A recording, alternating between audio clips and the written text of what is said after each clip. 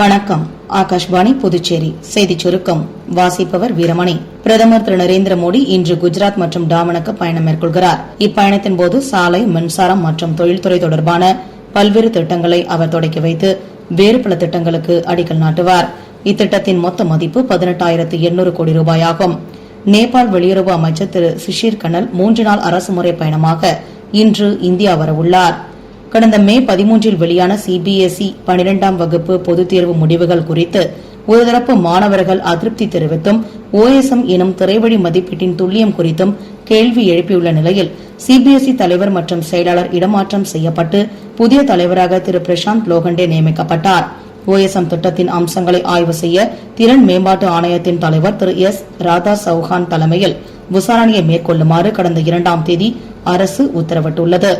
உலக சுற்றுச்சூழல் தினம் 2026 முன்னிட்டு துணைநிலை ஆளுநர் திரு கைலாஷ்நாதன் இன்று புதுச்சேரி மக்கள் மாளிகையில் மரக்கன்றுகள் நட்டார்.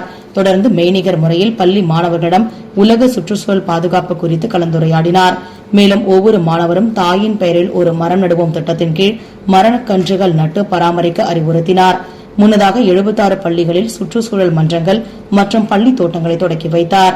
ஆகாஷ்வாணி 90ஆம் ஆண்டில் அடியெடுத்து வைப்பதை கொண்டாடும் வகையில் புதுச்சேரி ஆகாஷ்வாணி சார்பில் பொறியியல் பிரிவு தலைவர் திரு ரவி மாரியப்பன், நிகழ்ச்சி பிரிவு தலைவர் திரு செந்தில்குமார், நிகழ்ச்சி அமைப்பாளர் திருமதி எலிசபெத், உதவி பொறியாளர் திருமதி ஜெயந்தி, நிகழ்ச்சி அமைப்பாளர் திரு ஸ்ரீனிவாச முருகன் உட்பட 100க்கும் மேற்பட்ட ஆகாஷ்வாணி வானொலி பணியாளர்கள் பங்கு பெற்ற நடைப்பயணத்தை அஜந்தா சிக்னல் அருகில் ஸ்ரீ வெங்கடேஸ்வரா பொறியியல் கல்லூரி முதல்வர் திரு பிரதீப் தேவநேயன் கொடியசைத்து துவக்கி வைத்தார். டியூப்ளெக்ஸ் சிலை அருகே நிறைவடைந்த இந்நடைப்பயணத்தில் பங்கேற்றோருக்கு இயக்குநரும் நடிகருமான திரு இளங்கோ குமணன் கலந்து கொண்டு பதக்கம் அணிவித்து சிறப்பு செய்தார். நிறைவாக பலூன்கள் பறக்கவிடப்பட்டன.